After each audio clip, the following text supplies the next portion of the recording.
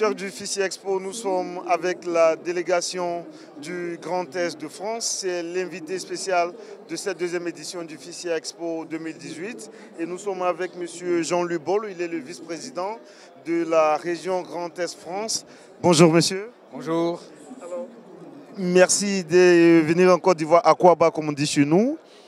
Pourquoi vous avez accepté de faire le déplacement d'Abidjan? Eh bien, écoutez, j'ai été invité et je l'en remercie par le vice-président de la Côte d'Ivoire, Daniel Cablan-Duncan. Et je suis venu avec une équipe, une trentaine d'entreprises du Grand Est de France. Et voilà, il était venu sous sa délégation au mois de juin. Nous l'avions accueilli à Strasbourg, à Metz, à Nancy. Et donc, il nous a semblé important de pouvoir faire le match retour ici à Abidjan. Alors, 30 entreprises, ça fait beaucoup. Quels sont les différents secteurs dans lesquels ils interviennent?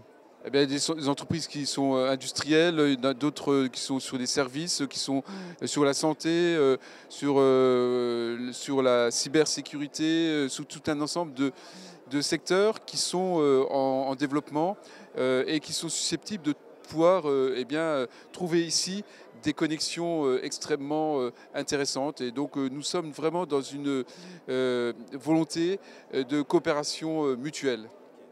Coopération sud-sud, on va le dire. On sait que le mal de l'Afrique, ça reste encore son défaut d'industrialisation. Est-ce que vous avez votre petite idée dans cette coopération-là, de sorte à apporter votre contribution à votre manière à faire évoluer un peu l'industrie africaine? Nous sommes une région, le Grand Est, qui a une tradition industrielle très ancienne et qui était notamment axée sur la sidérurgie, sur le charbon, sur la métallurgie. Nous allons continuer bien évidemment en nous tournant, bien sûr on a eu des restructurations industrielles, une crise aussi forte de la sidérurgie, notamment il y a une vingtaine d'années, mais nous avons la capacité de pouvoir rebondir et de pouvoir néanmoins capitaliser sur l'industrie parce que c'est créateur d'emplois et en grand nombre et générateur d'énergie.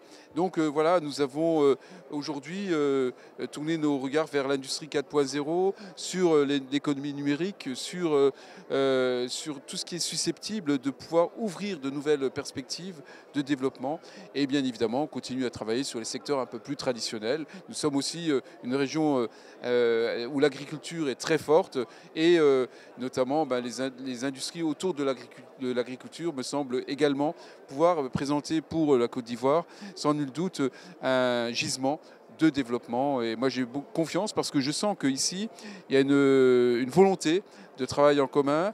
Il y a un tapis rouge qui nous a été déroulé et j'en suis vraiment très touché, notamment par les autorités de la Côte d'Ivoire et du vice-président en particulier avec le gouvernement. Donc nous sommes vraiment là dans la continuité de finalement les liens qui ont été tissés de longue date entre la France et la Côte d'Ivoire, et encore récemment par le président Emmanuel Macron avec le président de la Côte d'Ivoire, Alassane Ouattara.